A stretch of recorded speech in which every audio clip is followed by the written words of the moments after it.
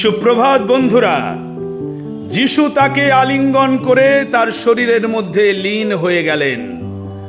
শ্রী শ্রী রামকৃষ্ণ লীলা প্রসঙ্গ, স্বামী শারদানন্দের লেখা।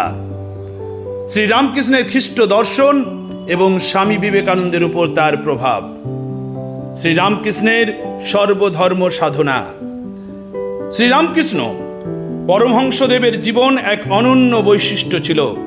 তিনি কেবল বিভিন্ন ধর্ম সম্পর্কে পড়াশোনা করেননি, তিনি সেই ধর্মগুলির সাধনাও করেছিলেন।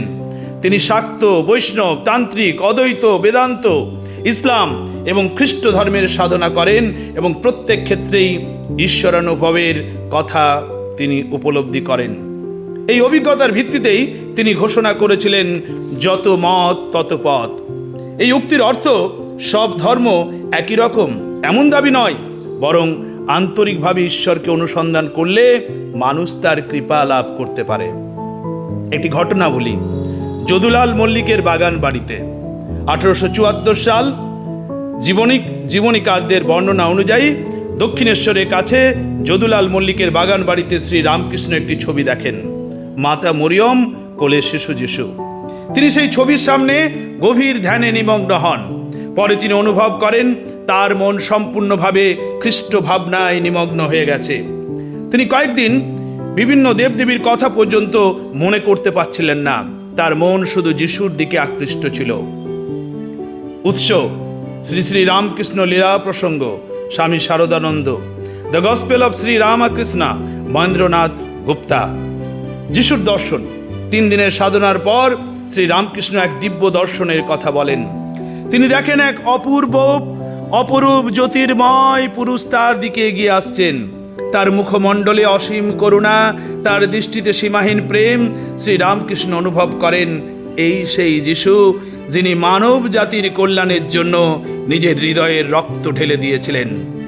এরপর তিনি বলেন যিশু এসে তাকে আলিঙ্গন করেন এবং তার মধ্যেই লীন হয়ে যান। এই অভিজ্ঞতার পর শ্রী রামকৃষ্ণ ঘোষণা করেন, যিশু ঈশ্বরেরই অবতার, তিনি ঈশ্বর। নরেন্দ্রনাথের শিক্ষা।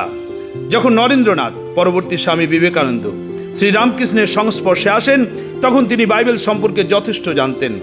কিন্তু শ্রী রামকৃষ্ণের কাছ থেকে তিনি প্রথম অনুভব করলেন, কেউ কেবল বাইবেল পড়েননি, বরং যিশুর জীবন্ত উপস্থিতি অনুভব করেছেন।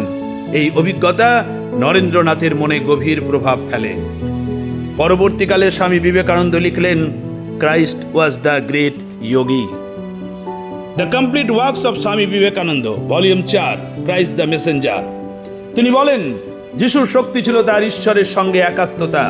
তার অলৌকিক কাজ নয়, তার পবিত্রতা ছিল প্রকৃত মহিমা। যিশুর মধ্যে তিনি কি দেখেছিলেন?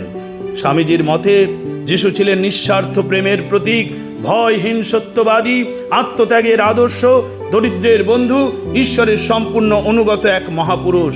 আর এই কারণেই তিনি বলেছিলেন, if I as an oriental have to worship Jesus of Nazareth, there is only one way to worship him, that is to worship him as God and nothing else. একজন খ্রিস্টান হিসাবে আমাদের শিক্ষা। এই অধ্যায় আমাদের 3টি বিষয় শেখায়। সত্যের প্রতি শ্রদ্ধা।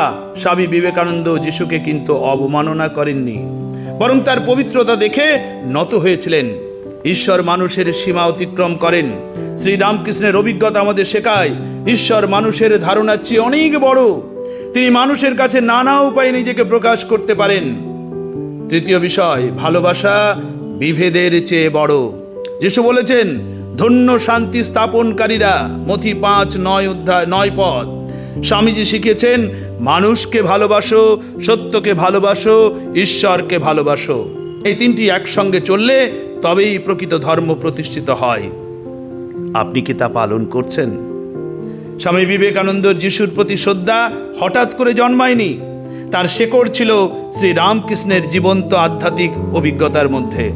তিনি যিশুকে ইতিহাসের একজন মহান ব্যক্তি হিসেবে নয়, বরং ঈশ্বর প্রেম, আত্মত্যাগ এবং মানব কল্যাণের চিরন্তন আদর্শ হিসাবে দেখেছিলেন। আজকের পৃথিবীতে এই শিক্ষা আমাদের নতুন করে মনে করে দেয়, ধর্মের উদ্দেশ্য বিতর্ক নয়, ধর্মের উদ্দেশ্য মানুষকে ঈশ্বরের দিকে এবং মানুষকে মানুষের আরো কাছে নিয়ে আসা। আপনি কি তা করছেন বন্ধু? ক্রাইস্ট দ্য মেসেঞ্জার, স্বামী বিবেকানন্দের আলোকে প্রভু যীশু খ্রিস্ট। If I as an Oriental have to worship Jesus of Nazareth, there is only one way to worship him, that is to worship him as God and nothing else. The complete works of Swami Vivekananda, Volume 4, Christ the Messenger. ভালো থাকুন, সুস্থ থাকুন, আবার দেখা হবে।